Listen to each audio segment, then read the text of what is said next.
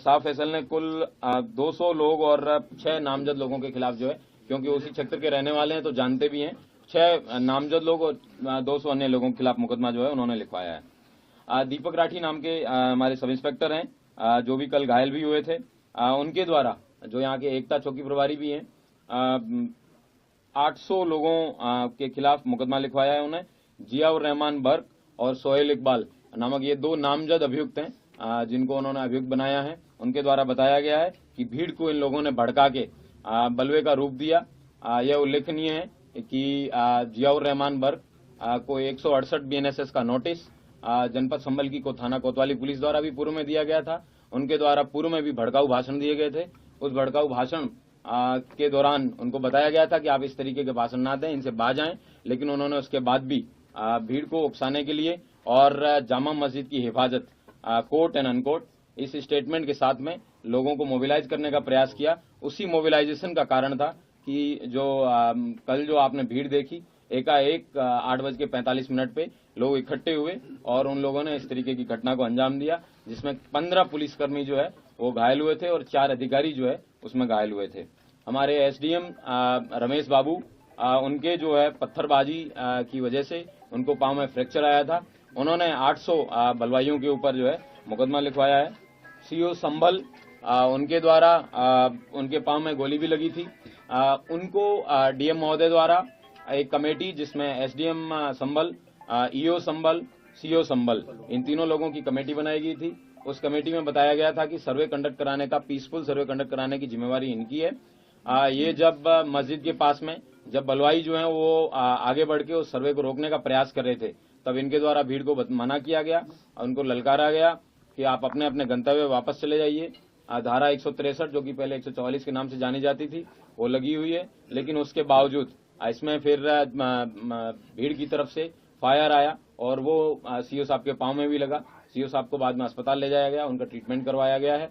उनके द्वारा जो पांव में गोली लगी और भीड़ द्वारा मस्जिद में जाने के प्रयास पे उनके द्वारा जो है करीबन 700-800 अज्ञात लोगों के खिलाफ मुकदमा लिखवाया गया है। चौकी प्रभारी एकता द्वारा जो पूर्व में जो हमने बताया था वो एक अलग मुकदमा, और एक संजीव कुमार नामक व्यक्ति द्वारा उन्होंने भी मैगजीन और TSM जो टीयर स्मोक ग्रेनेड है उनकी जो लूट का मुकदमा है वो भी लिखवाया गया है। और मेरे PRO, जिनके पांव में नखासा थाना क्षेत्र में जो मैं और DM साहब जब जा रहे थे, हमारे ऊपर जब ईट से वहाँ पे घर की 2 महिलाओं ने ईटें दागी और उनके घर के बगल से वहाँ से जब फायर आया, PRO साहब के पांव में गोली लगी थी। PRO साहब का भी ट्रीटमेंट करवाया गया है। उनके द्वारा 150 लोगों के खिलाफ थाना नखासा में मुकदमा पंजीकृत कराया गया है। वर्तमान में 22 लोग थाना कोतवाली से और थाना नखासा से 3 लोग हैं वो जेल जा रहे हैं। कुल 25 लोग अभियुक्तों को अभी तक गिरफ्तार किया गया है। ड्रोन के फुटेज की स्टडी कर ली गई है। उनके छोटे छोटे पासपोर्ट साइज फोटोज बनवाए जा रहे हैं और उनको सर्कुलेट किया जाएगा, और जो लोग उनको बताएंगे उनको उचित इनाम भी दिया जाएगा, जो इन लोगों के बारे में सूचना देंगे ये दंगाई और बलवाई कौन थे। और सारे CCTV फुटेज हैं उनको भी कलेक्ट कर लिया गया है, और मैं उम्मीद करता हूं कि इस धरपकड़ में जल्दी जो भी नामजद अभियुक्त हैं और जो भी अन्य अभियुक्त हैं उन सब लोगों को गिरफ्तार किया जाएगा और उनके खिलाफ जो विधिक कार्रवाई है वो सुनिश्चित की जाएगी। जनपद संभल में कल दोपहर के बाद से एकदम अच्छे से शांतिपूर्वक तरीके से लोग अपना जीवन यापन कर रहे हैं। आज सोमवार को दुकानें भी बंद ही है वैसे संभल में, लेकिन फिर भी उसके बावजूद लोगों ने अपनी दुकानें खोली है और इंटरनेट बैन है। वो इंटरनेट बैन जो है वो कल भी कंटिन्यू रहने के लिए मैंने DM महोदय से रिक्वेस्ट किया है।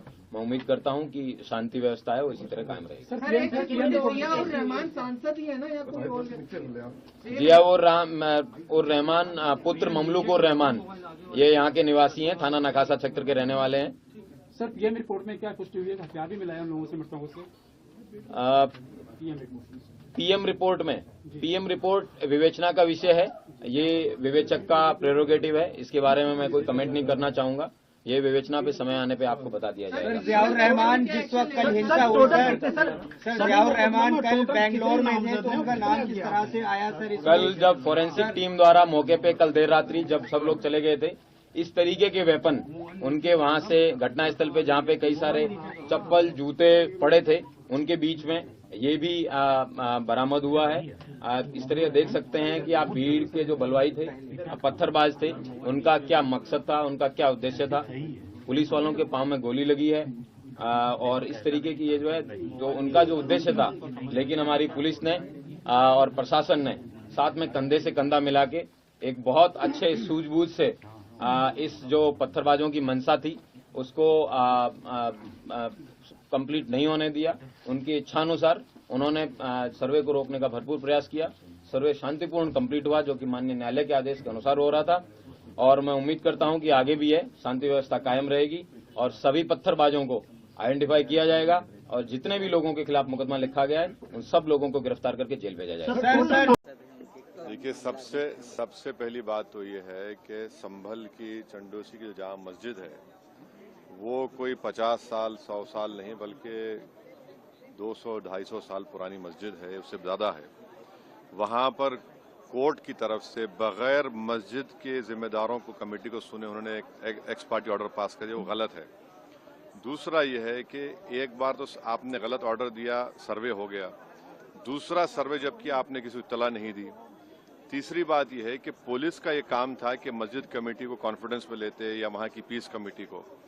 चौथी बात यह है कि जो सर्वे करने लोग आ रहे हैं वो प्रोवोकेटिव स्लोगन्स लगा कर आ रहे हैं, वो वीडियो उसका है, पब्लिक डोमेन में है।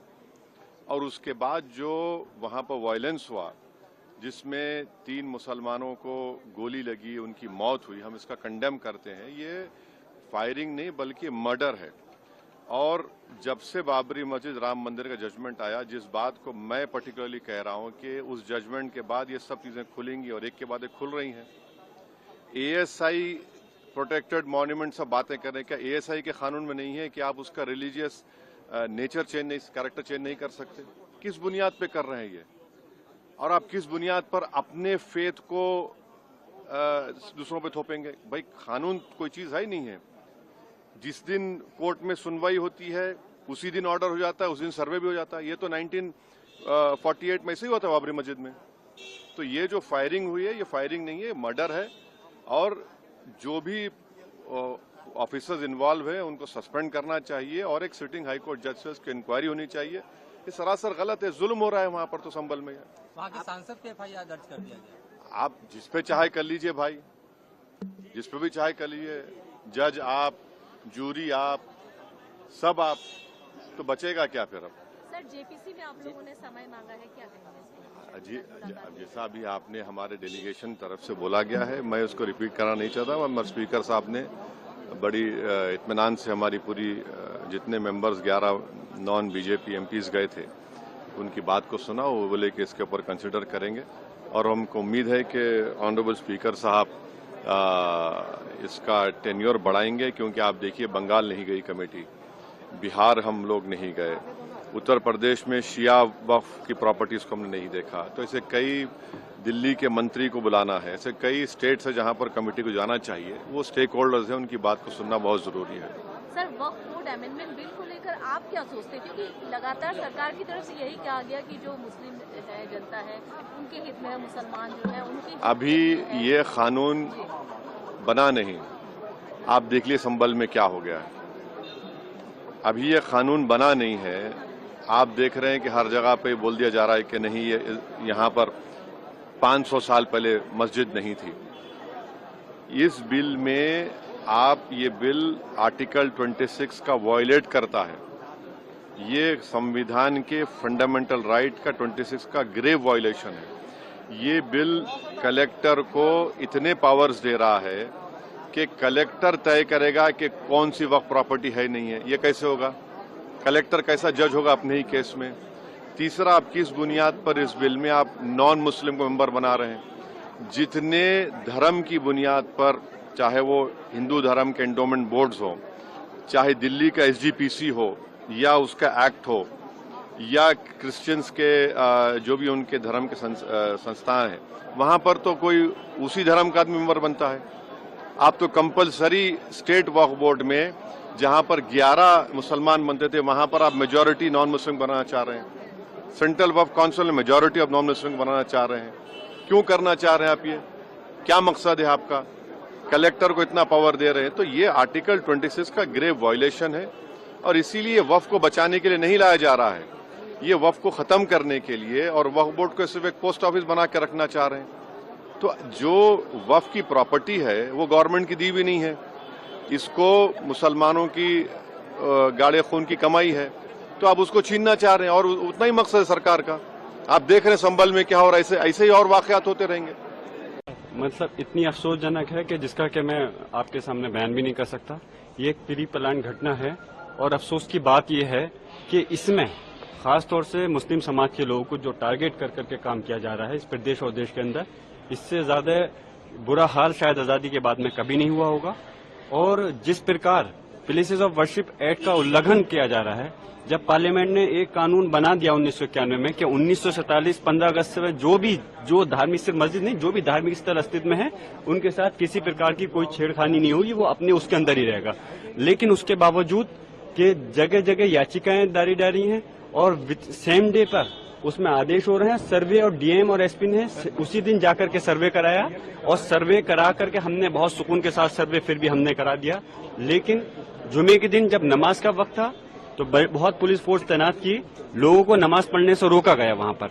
उसके बावजूद हमने कहा कि किसी प्रकार की कोई कदम उठाने की जरूरत नहीं है, आप नमाज पढ़ें, जो लोगों को नहीं पढ़ने दे रहे वो दूसरी मस्जिद में पढ़ लें। लेकिन जिस दिन ये घटना कल घटित करी है, जबरदस्ती मैं पूछना चाहता हूं दोबारा सर्वे करने का मतलब क्या बनता था? अगर एक बार सर्वे कंप्लीट हो गया, दोबारा सर्वे करना चाहते थे तो कोर्ट का आदेश लाते, लेकिन फिर भी उन्होंने सर्वे किया और जो लोग वहां पर थे। देखिए, संभल की हिंसा भारतीय जनता पार्टी और सरकार के द्वारा प्रायोजित हिंसा है। आप बताइए, काशी में भी सर्वे हुआ, मथुरा में भी सर्वे हुआ, यहां सर्वे कैसे हो रहा है? 1 घंटे में कोर्ट का ऑर्डर हो रहा है, 1.5 घंटे में सर्वे करने पहुंच जा रही है टीम। तो आपने दंगा कराने के लिए, नफरत की आग में झोंकने के लिए उत्तर प्रदेश को ही चुन रखा है। हमेशा हिंसा होगी, वहां बुलडोजर चलेंगे, दंगे होंगे, फसाद होंगे। हमारे लड़कों को नौकरी नहीं चाहिए, किसानों को उनके फसल का दाम नहीं चाहिए, महंगाई से हमको राहत नहीं, रोज दंगा कराओ, मारो सबको। ये बना रखा है अपने उत्तर प्रदेश की हालत। ये भाजपा के जो बड़े बड़े नेता हैं, इनके लड़के तो हजारों करोड़ का धंधा कर रहे हैं दुबई के शेखों के साथ, और हमारे घर के लड़कों को लगा रखा है चलो दंगा करो, हिंसा करो, झगड़ा करो धर्म के नाम पे। तो ये इसकी हाई कोर्ट की निगरानी में इस पूरे मामले की जांच होनी चाहिए और जो लोग इसके लिए दोषी हैं उनके खिलाफ कार्रवाई हो। सर, वहां की पुलिस ने एमपी जियाउर रहमान के खिलाफ भी मामला दर्ज किया है। देखो, वो उत्तर प्रदेश की पुलिस तो आज ये हालत हो गई है, एक चोर को एसपी कह रहा है जिसने चोरी किया, हो सकता है चोरी की घटना में वो शामिल रहा होगा, अभी पैर पे मारा है, सीधे भेजे में मारूंगा। तुम गुंडे हो गए हो खाकी वर्दी पहन के, जो चाहोगे करोगे। कोई चोरी की घटना में शामिल है, उसके भेजे पे गोली मार दोगे तो कोर्ट बंद कर दो, थाने बंद कर दो इस देश के, लेके निकल पड़ो, गोली मारो।